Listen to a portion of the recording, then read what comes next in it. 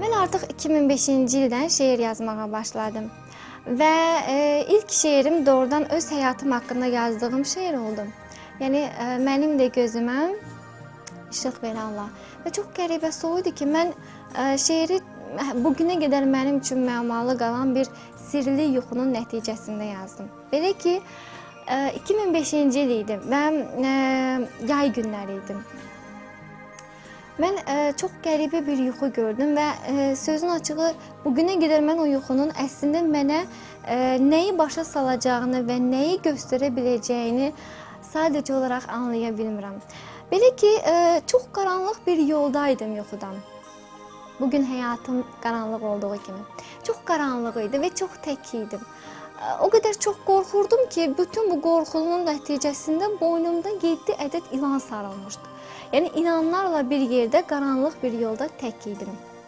Və bir insan sanki böyük bir həyəcan hissi ilə o ilanlara əl vurma, onlarla yaşa deyə mənə haykırırdı. Amma mən çox qorxurdum və istəyirdim ki, onlardan azad olmaq. Və nəhayət, belə deyim, öz qorxuma yenilərək ilanın birini öz əlimlə götürüb kənara atıb qaçmağa başladım. Var gücümlə qaçdım və yolun belə deyim, ayrıcında bir insan mənə yaxınlaşdı. Və mənə dedi ki, Zeynəb dedi, sənin biz boynuna 7 ilan sarmışdıq ki, sən o 7 ilanla bərabər bir yerdə yaşayasan və biz sənin gözlərini 7 gündən sonra açacaqdıq. Əgər sən o ilanı özün, öz əlinlə bizim sözümüzə inanmayıb, bizim sözümüzə əməl etməyib kənara attınsa, demək ki, sən özün, öz gözlərinin ömürlük bağlanmasına birbaşa olaraq səbəbkar oldun. Və bu yuxu əslində, belə deyim, 15 yaşım vardı, çox yeni yetmə idim və başa düşə bilmirdim. Yəni, nə demək istədilər, nə oldu, nə baş verdi, həqiqətən nəmi bir ömür boyu bu yuxunun təsirində mi qalacam, çox müəmmalı idi sadəcə olaraq. Və həmən yuxunun səhərsi axşam çağları idi və sadəcə tək idim evdən. Belə deyim, bir insana çox incimişdim və sadəcə tək qalmaq istəyirdim və tək idim. Düşündüm, yuxu gəldi ağlıma, gördüyüm gecə yuxu gəldi. Ətrafa baxdım ki, həqiqətən ətraf çox qaranlıqdır. Və düşündüm ki, görəsən nə zamansa mən görə biləcəmmi? Görəsən mən nə zamansa həqiqətən gözlərimə işıq gələ biləcəkmi? Doğrudan da mı mən özüm öz taleyimi həll elədim? Doğrudan da mı mən bu qəribə yuxunu görməklə özüm əslində öz gələcəyimi həll elədim? Bütün bu sualların cavabı dolanırdı beynimdə, amma çox cavabsız suallar idi. Bəlkə də cavabı tapılmayacaq suallar idi, çünki hələ o vaxtlar çox yeni yetmə idi. Və nəhayət oturdum, şeir yazmağa başladım. Əslində şeir demək olmaz, çünki o vaxtlar mənim üçün şeir o qədər uzaq bir anlam idi ki, çox-çox uzaq idi mənim üçün. Poeziya, ədəbiyyat, ümumiyyətlə kitab, dəftər, bu kimi şeylər mənə çox uzaq idi. Çünki cəmi cümlətanə bu kimi şeyləri mən 3 ay görmüşdüm. İlk 1-ci sinifə getdiyim anda.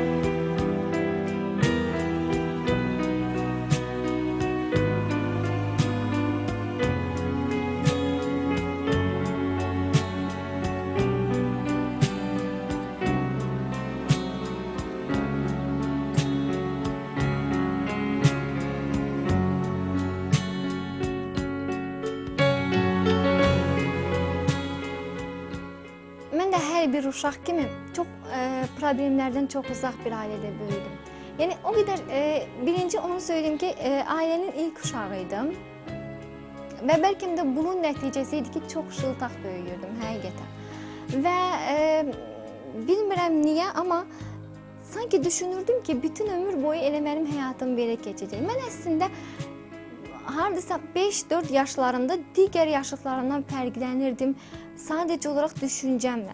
Çünki mən o yaşda 12-13 yaşında bir uşağın düşüncələrini düşünürdüm. Niyə bunu deyirəm? Çünki həqiqətən də mən sanki nəyisə, belə deyim, məni nəyisə izləyəcəyini və mən hansısa bir çətinliyə düşəcəyimi hiss eləmirdim. Heç vaxt hiss eləməmişdim. Və çox şıltaq böyüyürdüm. Birinci evlad olduğum üçün hər şey çox yaxşı gedirdi. Ailəmiz çox xoşbəxt idi. Mən çox xoşbəxt idim. Bir sözüm 2 olmurdu. Və onu da söyleyeyim ki, 1-ci sinifə getdim nəhayət ki. Hər bir ananın, atanın arzusuydu ki, evladı ilk 1-ci sinifə getsin və mən də atamın, anamın bu arzusunu müvəqqəti olaraq da olsa həyata keçirdim. 1-ci sinifə getdim və hər şeyin belə yaxşı olacağını düşünürdüm, amma alınmadı. 1-ci sinifə getdim, amma çox fərqlənirdim yenə də sinifdə hər kəsdən. Çünki bəlkə də təvəzzükarlıq olacaq, bəlkə də təkəbbürlük olacaq, amma mən yaşıdlarımdan həqiqətən də çox fərqlənirdim. Və bugün mənim üçün onlardan fərqlənmək xüsusiyyətini axtarmağa çalışmaq çox çətindir. Çünki mən bu sualların cavabını elə o vaxtdan axtarmağa çalışdım. 1-ci sinifi çox yaxşı oxuyurdum. Və çalışırdım ki, çox fərqlənim. Çünki mən həmişə seçilməyi, fərqlənməyi və ümumiyyətlə mənim həyat devizim olub ki, birincilərdən birinci olmağı istəmişəm həyatda. Uşaqlıqdan bəri bu məni izləyib həqiqətən. Və ona görə də dərslərimi çox yaxşı oxuyurdum və atam çox üzərimdə dururdu. Dərslərimə çox diqqət yetirirdi. Həmişə deyirdi ki, mən istəyirəm ki, sən mənim sadəcə o fəxrim olasan. Mən sənə baxanda qürur duyum. Mən baxmayaraq ki, sən qız evladısan, mən səninlə həqiqətən də mən səni mərdanə görmək istəyirəm həyatda. Yəni, atamın mənim üzərimdə çox böyük arzuları var idi, çox böyük planları var idi. Amma olmadı. Və mən 1-ci sinifə getdiyim 3 aydan sonra bizim, belə deyim, ən yaxşı günlərimizdə bir gün dərsdən evə gəldim, ata evdə yox idim. Mama mənə dərs yazdırırdı və oturdum adi günlər kimi dərsimi yazmağa başladım. Heç bir problem yox idi. dərsimi yazmağa başladım, amma sanki vərəqin xətlərindən də belə cızıqlardan çıxırdım. Xəttimi düz yaza bilmirdim. Mamam elə dedi ki, Zeynəb dedi, sən dedi düzgün yaza bilmirsən, sənin fikrin başqa yerdədir. Uşaqlarla oynamaq istəyirsən, başa düşüm, otur dərslərə hazırla, gedib nə qədər istəyirsən oyna. Heç nə demədim. Amma yenə də gördüm ki, ağlamır, yaza bilmirəm. Və ağlamağa başladım ki, mama mən görmürəm. Mənim üçün sanki hər tərəf qaranlıq oldu. Yəni yoxdur, işıq yoxdur, görə bilmirəm. Və elə o gündən bu yana elə o itmiş nurumu axtarmağa çalışdım, tapmağa çalışdım hər yerdə, hər kəsdə, baxdığım hər bir nöqtədə. Amma alınmadı.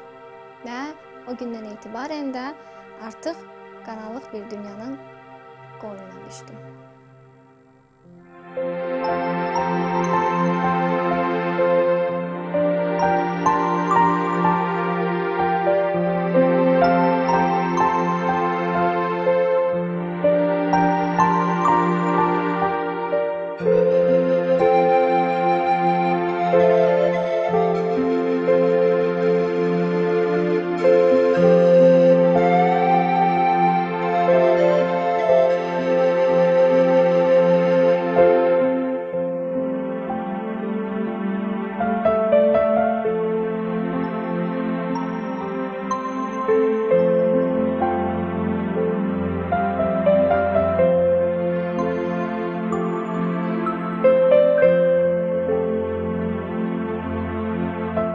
Heç gücüm qalmadı, tükəndim daha.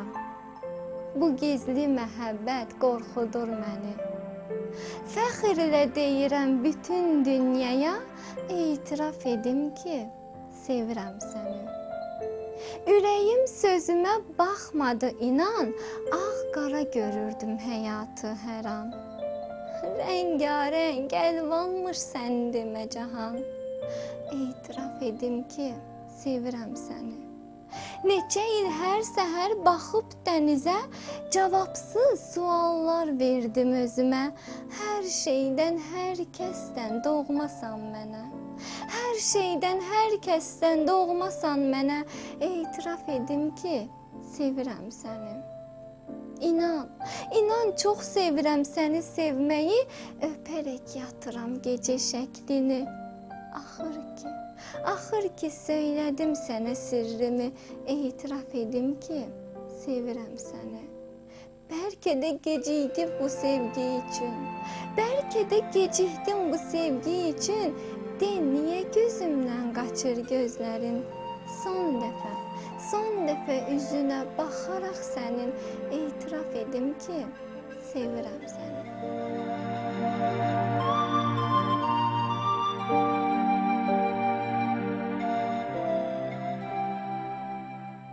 Mən ilk şeir yazdığım günlərdə bunu ailəmə deyil, ətrafımdakı digər insanlara göstərəndə mənə bir insan belə bir şey söylədi. Zeynəb, çox gözəl yazırsan, amma bu səndə alınmayacaq. Sən heç cür qabağa gedə bilməyəcəksən. Nə isə eləməyə çalışsan da alınmayacaq. Çünki görənlər heç eləməyib. Yəni, bəzi görənlərdən təbii söhbət gedir. Sən görmədiyin halda, sən bir nəsə eləyəcəksən, səndən bir nəsə alınacaq. Əslində bu sözləri eşitdim və doğrudan bir tərəfdən həyata qarşı mübarizə hissim daha da gücləndi. Bir tərəfdən də düşündüm, görəsənmi doğrudan məndə heç nə alınmayacaq. Doğrudan da mı mən sadəcə olaraq, belə deyim, çıxdığım bu yolu elə yarı yolda qoyub arxaya mı dönəcəm? Amma ümumiyyətlə mübarizə hissini çox sevən bir insanam və əgər hansısa bir yola çıxıramsa, hansısa bir şey görmək istəyirəmsə, birinci növbədə onu məsuliyyət hissi ilə görməyə çalışıram. Və dedim ki, yox dedim, mən nə isə eləyəcəm. Mən demirəm ki, %100 nailiyyət əldə eləyəcəm. Mən demirəm ki, bütün dünyanın tanıdığı bir insan olacam, nəinki Azərbaycanın. Mən demirəm ki, hər kəsdən fərqli və hər kəsin birbaşa olaraq qürur obyektinə çevriləcəm. Yox, sadəcə olaraq öz çapımda, öz çərçivəmdə, öz dünyamda nə isə eləyəcəm.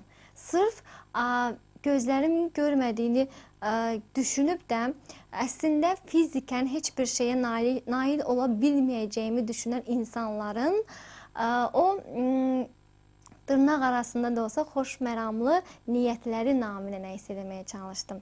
Və cəmiyyətdə ümumiyyətlə öz yerimi axtarmağa çalışdım. Çalışdım ki, cəmiyyətdə nəyisə tapım, özümü, yerimi tapım birinci növbədə. İnsan olaraq bir mövqeyi tutum və formalaşmağa başlayım. Əslində cəmiyyətimizin fiziki qüsurlu insanlara münasibəti heç də bir mənalı deyildi. Və mən bunu çox gözəl başa düşürdüm və bilirdim ki, mənim çıxdığım yolda bir çox çətinliklər olacaq, bir çox tikanlar olacaq ki, hansı ki, mən onlara sinə gəlməliydim. Və bir çox insanların məsləhətlərini aldım. Bir çox insanlar dedi ki, bəlkə qayıdasan kənara, bəlkə heç ağrımayan başqa dəsmal bağlamayasan, bəlkə oturasan evində. Kimisi də dedi ki, yox, sən qabağa getməlisən, sən bizim fəxrimiz olmalısan və sən təsdiqləməlisən özünü. Və nəhayət düşündüm, öz mövqeyimi tapmağa çalışdım. İnsan olaraq formalaşmağa çalışdım illər boyunca. Cəmiyyətdə öz yerimi tapmasına da sadəcə olaraq insanların, cəmiyyətin, fiziki qüsurlu insanların qeyri-adi xüsusiyyətlərini görüb də onlara qarşı bir mənalı münasibətlərini anlaya bilmədim bugünə qədər. Amma bunu da yəni bir o qədər də düşünməyə çalışmadım. Çünki bildim ki, ən çətin problemləri düşündüyüm anda bəlkə də öz yolumun çətinliklərini dərk edib bu yoldan kənara çəkilə bilərəm deyə düşündüm. Ona görə də yalnız və yalnız asan və mənə uğur gətirə biləcək amilləri nəzərə aldım və öz yoluma davam elədim.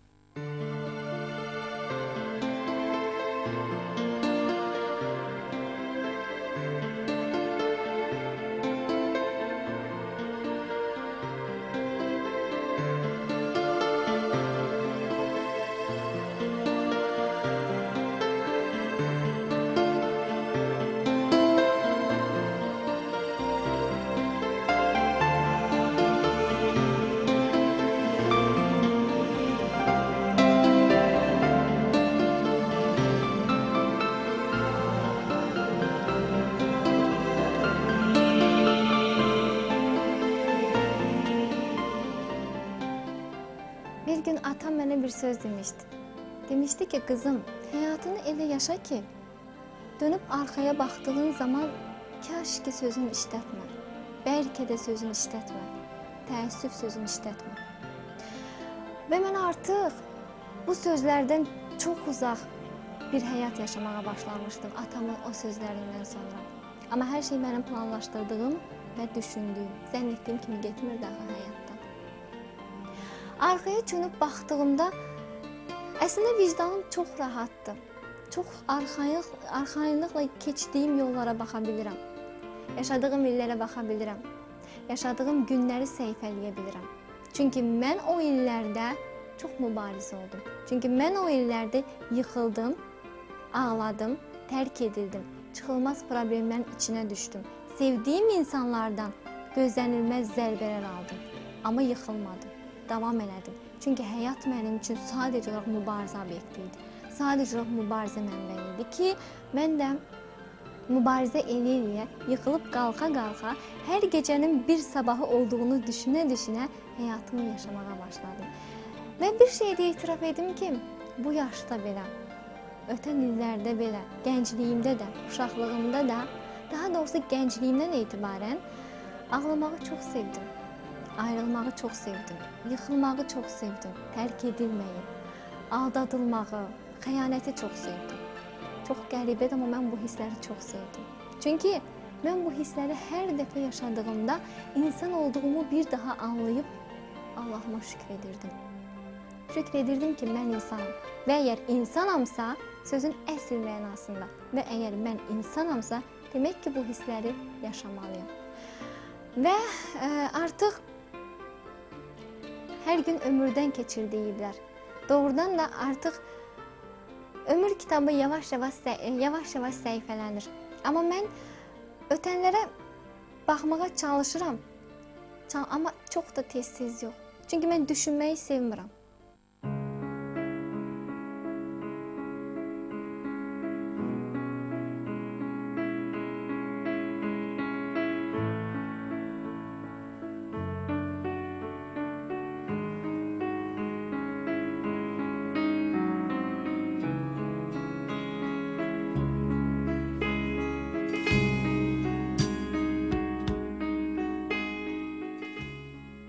Həyat əslində çox qəribədir, çox sınaqlarla doludur. İstəmədiyi bir çox sürprizləri var. Amma həyat çox gözəldir.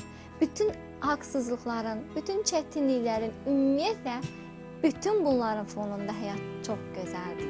Sadəcə olaraq hər bir gözəl, hər bir kədərli sevinci tapmaq lazımdır. Əgər insan xoşbəxt olmaq istəyirsə, onu ətrafda deyil, öz daxilində axtarmalıdır. Çünki xoşbəxtlik bizdən çox uzaq deyil. Əslində xoşbəxtlik bizim içimizdədir. Biz sadəcə olaraq onu axtarmağa çalışırıq uzaqlarda, amma özümüzü axtarmalıyıq. Çalışıram ki, hər zaman xoşbəxtliyimi özümdə axtarım və çalışıram ki, necə varam elə qalım. Yəni şeirlərimlə, belə deyim, şıltaqlığımla, səmimiyyətimlə, dostluğa sadiqliyimlə, ümumiyyətlə özümü tərifləmək kimi bir fikrim də yoxdur, əstəğfurullah. Sadəcə olaraq, yəni mən buyam.